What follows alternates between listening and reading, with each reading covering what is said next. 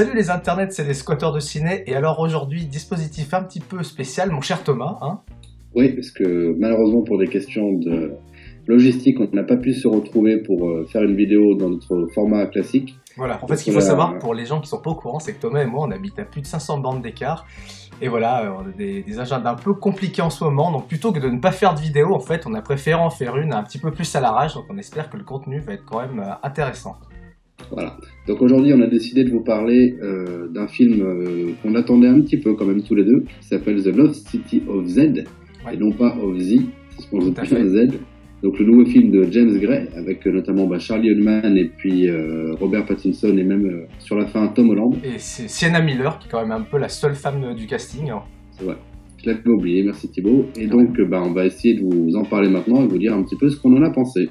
Bon, même si la forme est un peu différente, on va quand même essayer de conserver un petit peu le fond. Donc, je vais faire une présentation un petit peu succincte du réel. Donc, en fait, c'est James Gray, donc un réalisateur américain qui est surtout connu pour avoir fait le film The Yards avec Mark Wahlberg. Two Lovers avec Joaquin Phoenix. Il a fait un autre film avec Mark Wahlberg aussi qui était La Nuit nous appartient, si je ne me trompe pas. Et voilà, il a fait 5-6 films. Et le dernier, enfin plus notable, c'était The Immigrant avec Marion Cotillard et Joaquin Phoenix également. Et notre ami qui joue le rôle de Hawkeye dans les Marvel qui est Jeremy Renner. Voilà. Et donc, un petit peu comme on fait d'habitude, Thomas, est-ce que tu peux nous pitcher un petit peu le film, s'il te plaît ? Oui, pas de problème. Alors en fait, The Lost City of Z, ça raconte l'histoire vraie de Percy Farewell, je crois. Fawcett, je crois que c'est. Fawcett, excuse-moi. Percy Fawcett, qui est donc un explorateur anglais du début du XXe siècle, qui est notamment connu pour avoir le premier cartographié toute la région de l'Amazonie. Et puis l'histoire nous raconte plus largement son histoire à lui sur une vingtaine d'années, parce que ça commence en 1905 et ça se termine au milieu des années 20. Ouais, c'est ça, on est début 20e, voilà. Et puis ça va se passer aussi avec la Première Guerre mondiale. Voilà, donc il y a pas mal de choses qui sont développées en fait dans ce film, il y a plusieurs thématiques. Voilà, déjà, nous, qu'est-ce qu'on en a pensé déjà de base de ce film-là, Thomas ? Alors, moi, ça va être un petit peu compliqué de vous proposer une analyse très approfondie pour la simple et bonne raison que je sors du film. Je sors de la séance il y a moins d'une heure. Moi, j'ai eu le temps de le digérer un peu plus parce que je l'ai vu il y a 24 heures, donc voilà. Donc, ça va être un petit peu, pour ce qui me concerne, des impressions à chaud. Moi, globalement, j'ai beaucoup aimé le film, en fait. Principalement parce que je trouve qu'il a de très fortes qualités esthétiques pour tout un tas de raisons qu'on va peut-être développer un peu plus tard. Mais j'étais un tout petit peu déçu parce que je trouve que ça manque un peu d'implication émotionnelle pour le spectateur. C'est-à-dire que jamais, pendant le visionnage du film, je me suis senti complètement impliqué par les enjeux. Et c'est dommage parce que je pense que c'est peut-être juste ce qui manquait pour en faire un vrai chef-d'œuvre. Ouais, en fait, ce qu'il y a, c'est que c'est un film qui est un peu difficilement classable de prime abord. On peut un peu dire que c'est genre une sorte de film un peu d'aventure, d'exploration, de trucs comme ça, mais c'est pas du tout ce qui est fait habituellement à Hollywood. En fait, on n'est pas du tout dans ce truc-là. On n'est pas sur Indiana Jones ou sur ça n'a rien à voir. La recherche de diamants verts. Non, il n'y a pas vraiment de truc de souffle épique avec la grosse musique symphonique qui arrive quand le mec découvre des zones inconnues. C'est pas du tout ça. On a vraiment c'est vraiment articulé autour de l'histoire de Charlie Hunnam. C'est Charlie Hunnam, je crois. Je sais plus. Hunnam, ça se prononce. Ouais. Enfin bon, voilà, qui est du coup face à ces carcans de la société, ces castes un peu rigides, et tout va s'articuler autour de ça. Donc c'est un truc beaucoup plus intimiste que le sujet ne le prévaut à la base en fait. C'est ça, ouais, c'est vraiment l'histoire d'un homme plutôt qu'un film d'aventure. Et c'est drôlement intéressant. Moi, on va parler tout de suite de la grosse qualité du film qui clairement, à mon avis, est son esthétisme, parce que le film est d'une part tourné exclusivement en décor naturel et réel. Ils ont vraiment de toute façon, ça sent, on voit bien dans tous les cas. Ouais. Enfin voilà, ça m'a un peu fait penser à du Apocalypse Now et tous les films un petit peu de... Comment il s'appelle ce réalisateur allemand, Werner Herzog, les trucs Aguila ou La colère de Dieu, Fitzcarraldo, tous ces trucs comme ça. Ouais, c'est un peu dans le même délire, un peu en moins poussé. Ouais, mais voilà. d'Apocalypse Now et la référence est sans doute pas anodine parce qu'il faut savoir que James Gray c'est un grand admirateur de Francis Ford Coppola et d'ailleurs il a dit lui-même ce film-là c'était un petit peu son Apocalypse Now à lui dans le sens où il cherchait à filmer la jungle. Ouais. C'est peut-être pour ça que le film a été si difficile pour lui à tourner parce que c'est son 6e film et c'est son premier film non urbain, hein, parce que c'est un réalisateur avant tout new-yorkais. Voilà, qui se passe en plus tous, enfin ces autres films, ces 5 premiers films se passaient quasiment exclusivement à New York, même The Immigrants, puisque voilà, c'était l'arrivée des immigrants à Staten Island. Et là, c'est vrai, bah, il change un peu tout au tout en tournant ça, d'abord en plaçant son action en Irlande, et puis après en allant en Amérique du Sud. Oui, tout à fait. Donc c'est voilà, c'est nouveau pour lui et ce qui est intéressant, c'est qu'il y a un gros travail qui est fait sur la lumière. Franchement, Ouais. c'est impressionnant. Bon, le chef-op, il est pas pour rien non Voilà, plus, donc certainement. C'est Darius Conjil chez Fox, c'est juste le mec qui a fait la photo de Bad Seven, par exemple, de la plage, je crois. Et puis voilà, d'autres films hyper notables. Voilà, Darius Conjil, c'est un peu le top du top au niveau chez Fox, quoi. Ouais. Alors tu m'as dit Thibaut, je crois que toi, ce qui t'avait dérangé dans le film, c'était le côté un petit peu sombre, hein, tu m'as dit. Ouais, alors moi j'avais l'impression que c'était un peu un problème de projo ou pas. Il y avait vraiment des scènes qui étaient ultra sombres. Alors vous dites-nous dans les commentaires si vous avez remarqué ça ou pas. Il y avait vraiment des plans où on voyait quasiment rien des visages. Alors pour toi, Moi, Thomas, c'est plus un parti pris, tu penses? je reste persuadé que c'était. Moi, j'ai ressenti un petit peu ça aussi. On n'a pas vu le film ensemble, même pas vu dans la même ville. Ouais. Mais j'ai ressenti ça un petit peu aussi. Il y avait vraiment des plans très sombres. Mais moi, je pense que c'est une volonté d'apporter une touche de réalisme, entre guillemets, parce que le film, comme on l'a dit, se passe au début du XXe siècle. À l'époque, il n'y avait pas ou très peu de lumière artificielle. Donc, les scènes qui se passent en intérieur sont vraiment sombres. Je pense tout simplement pour être crédible par rapport à l'époque, en fait. Ouais, oui, c'est une idée, quoi. Ouais. Moi, je trouve que ça fonctionne assez bien. Et puis bon, de toute façon, la réalisation d'elle-même, pour revenir un petit peu sur l'esthétisme, elle est bon, certes très classique. Hein, on n'a pas affaire à quelque chose. Ouais, c'est très beau sur la forme, là, il n'y a rien à dire. Il y a des très belles idées de mise en scène. On n'en a pas pensé exactement la même chose. Moi, je trouvais que c'était très académique. Pour moi, c'est un peu typiquement le film à Oscar, quoi. Ça aurait vraiment pu être nommé cette année. Toi, t'es moins d'accord, il me semble, quand on en a parlé un petit peu Je suis pas rapidement. d'accord. Ouais, je suis pas d'accord parce que je trouve que si la réal est vraiment très classique, on pourrait presque dire scolaire, même si je serais pas forcément d'accord avec ce terme-là, mais je trouve que quand même elle a une vraie personnalité. Moi, j'ai surtout été très marqué par certaines transitions, qui sont très belles. C'est assez rare de voir ça. D'habitude, les transitions sont censées être justement assez invisibles et juste servent d'habitude à fluidifier le flow du film. Hein. Ça, c'est un truc de monteur. C'est plutôt quelque chose que tu maîtrises toi, Thibaut. Mais là, j'ai trouvé que c'était vraiment il y avait une recherche d'esthétisme là-dedans. Il y en a quelques-unes qui sont vraiment magnifiques. J'ai vraiment trouvé que c'était du beau boulot, quoi. Bon, Thomas, je sais pas si t'es d'accord, on va peut-être s'attarder un petit peu aux comédiens, quand même, hein, au final. Parce qu'il y a quand même un casting qui est impec, comme disent les jeunes, finalement. C'est vrai. À commencer par le personnage principal, hein, Charlie Hunnam, qui est vraiment qui tient le rôle. Sûr que c'est pas Hunnam, le mec de la série Sons of Anarchy, et qui avait été pressenti à une époque pour jouer le rôle de Kristen Grey dans 50 Shades of Grey, figure-toi, Thomas.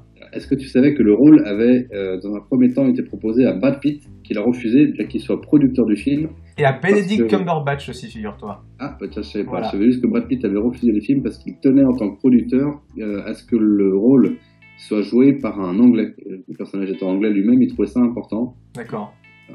Ok. Et voilà, pour revenir à Charlie Hunnam, moi je l'avais beaucoup aimé, contrairement à énormément de monde, dans Pacific Rim. C'est un film que j'aime bien, moi. Et sinon, on a... Bah alors, voilà, c'est pas son premier rôle à contre-emploi, parce qu'il avait commencé quand même avec les films de Cronenberg, mais on a Robert Pattinson, qui est super bon dans le rôle, et qui est quand même plutôt méconnaissable, avec sa grosse beubare, son chapeau et ses lunettes. Là, il casse un petit peu son image de beau gosse qu'il avait un petit peu, malgré lui, cultivé avec ses daubes de films de Twilight, voilà. Ouais.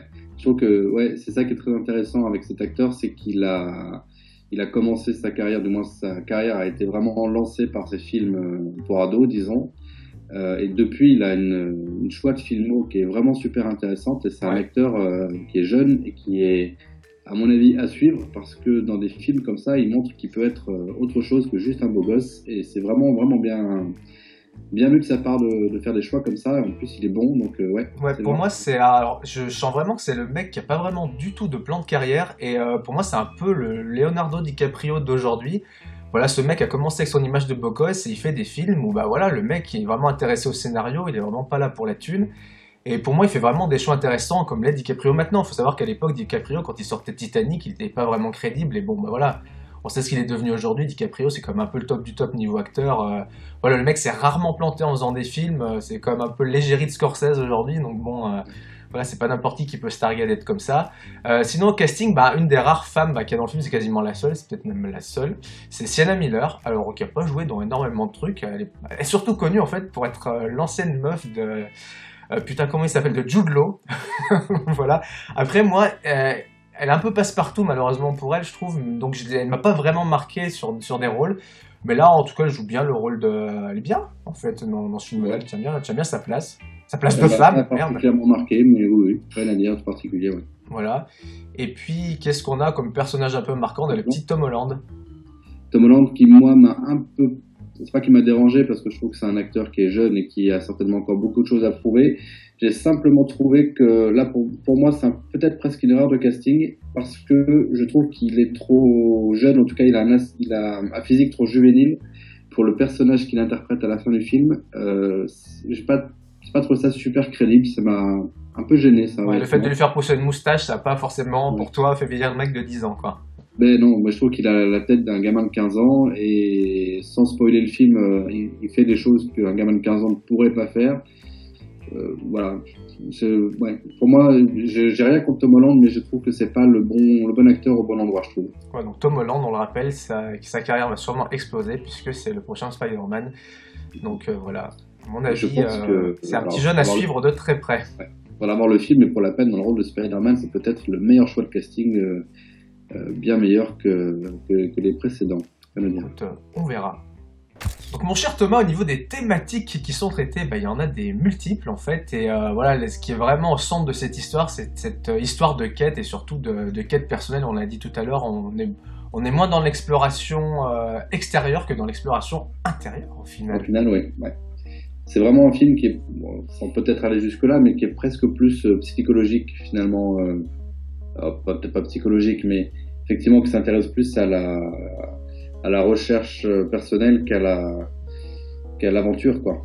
Ouais, c'est ça, et en fait, ce qu'il y a, c'est ce que Gray a dit dans une interview, donc je relis un petit peu mes notes, je suis désolé, c'est qu'en fait, il voulait vraiment explorer cette tendance naturelle que les êtres humains avaient à vouloir placer vraiment les genres dans des cases et à vouloir les diviser. Et c'est un sujet qui est un peu plus actuel, je sais pas ce que t'en penses, mais c'est vrai que voilà, au niveau des politiques, surtout en ce moment, voilà, c'est un peu toujours ça, on essaye de monter les gens les uns face aux autres pour, c'est un petit peu le dicton populaire, diviser pour mieux régner. Ouais. Mais je trouve qu'en fait, c'est un petit peu moi ce que je disais au début de la vidéo, c'est que toutes les thématiques qui sont abordées sont super intéressantes, elles sont même super riches et bien traitées pour la peine. Le problème que j'ai moi et avec ce film-là en fait, c'est que on se sent pas impliqué émotionnellement avec les enjeux du personnage. Et c'est un peu ce qui me manque, c'est un peu la dimension immersive quoi, qui manque à ce film-là. Peut-être parce que les enjeux le dépassent un peu à ce mec-là au final. Ouais, oui, mais on pourrait, tu vois, ça n'empêche pas d'impliquer émotionnellement pas le personnage, le spectateur, pardon, avec ce qui se passe à l'écran, quoi.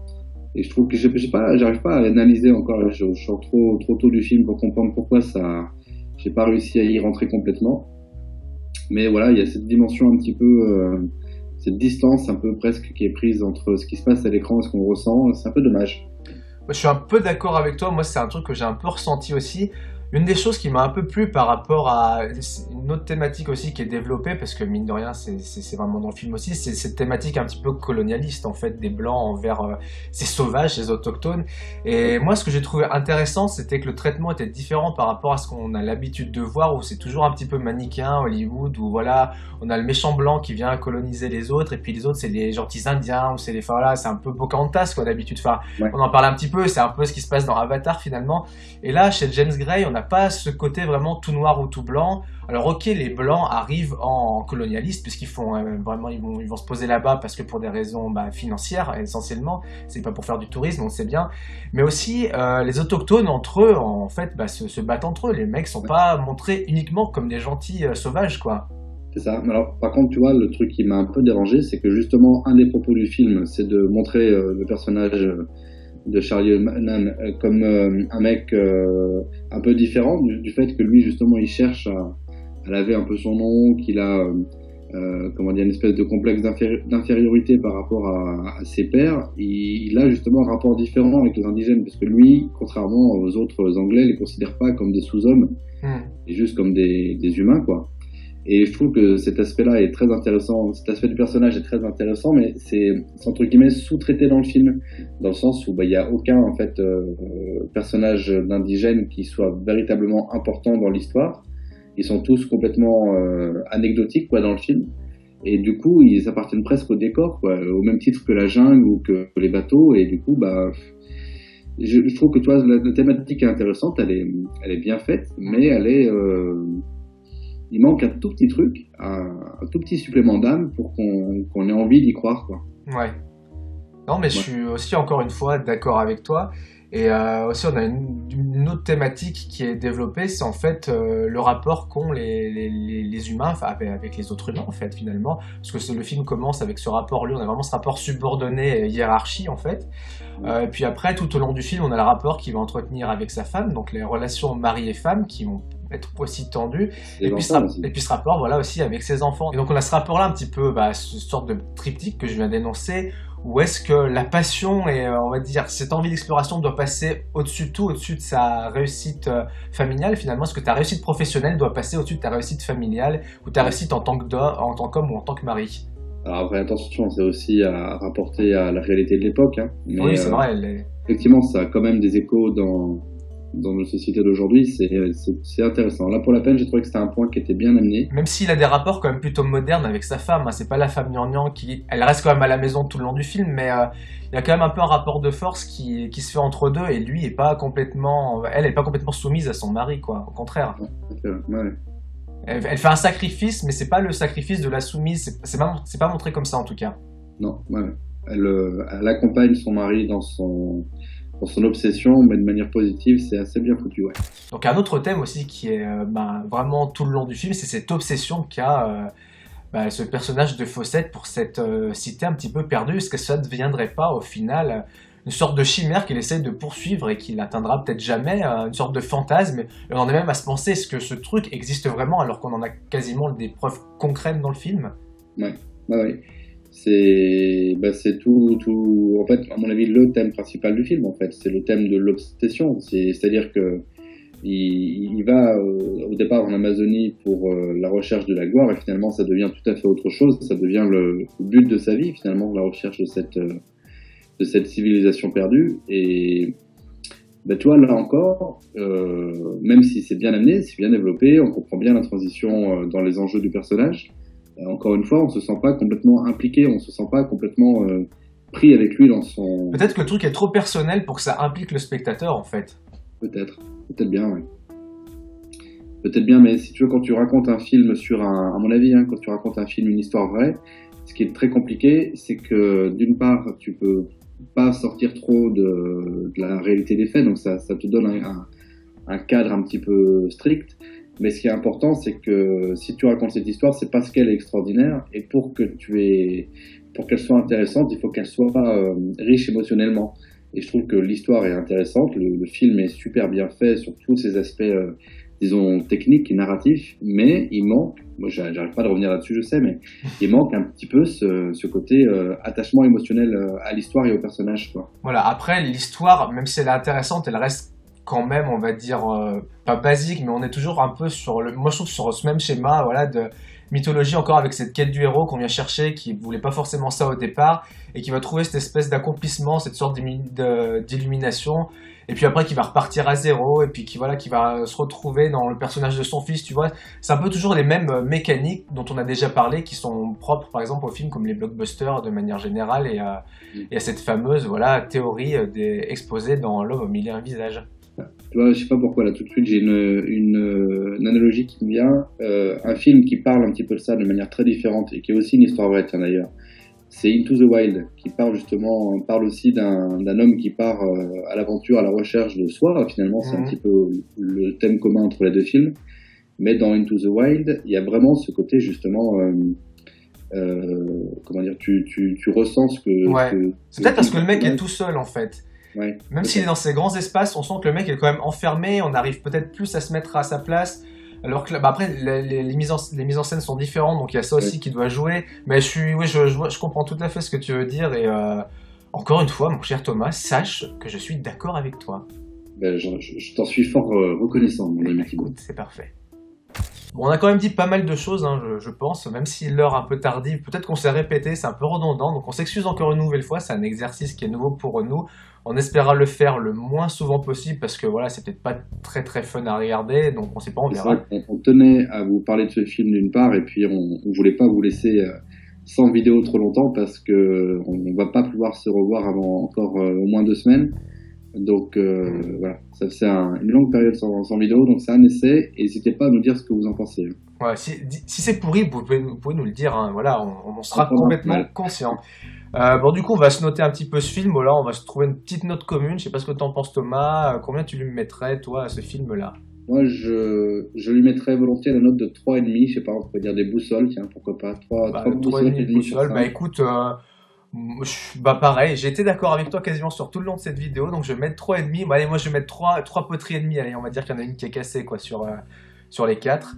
Et voilà, c'est un bon film, mais il manque ce truc qui, ouais, c'est vrai, qui fait qu'on peut vraiment s'attacher au personnage et c'est dommage. Donc on vous le conseille d'aller le voir parce que peut-être que vous n'allez pas du tout avoir le même ressenti que nous, et on Oui, d'autant l'espère plus en que tout cas. le film a globalement une super bonne presse, hein. Oui, oui, non, franchement, ce serait vraiment dommage de le louper.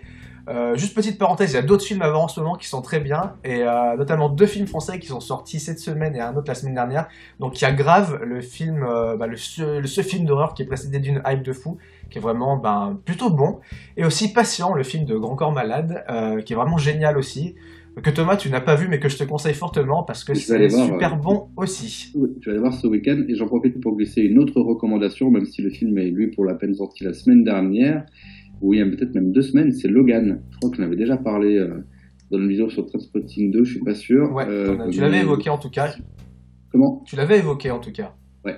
Et parce que le film, même si j'ai de plus en plus de mal avec les films de super-héros, celui-là est très bon et il vaut vraiment, vraiment le déplacement. Bah, écoute, je n'y suis pas encore allé, mais je compte y aller. Et juste un tout petit dernier film, encore un film français.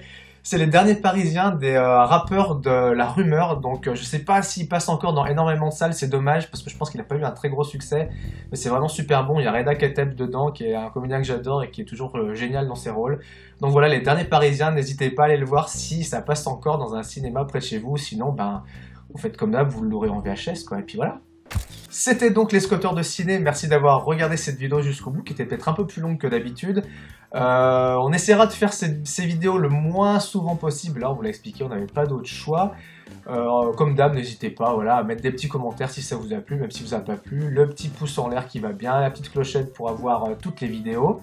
Et puis évidemment dans les commentaires, n'hésitez pas non plus de nous dire ce que vous avez pensé sur le film, hein, si vous avez aimé ou pas.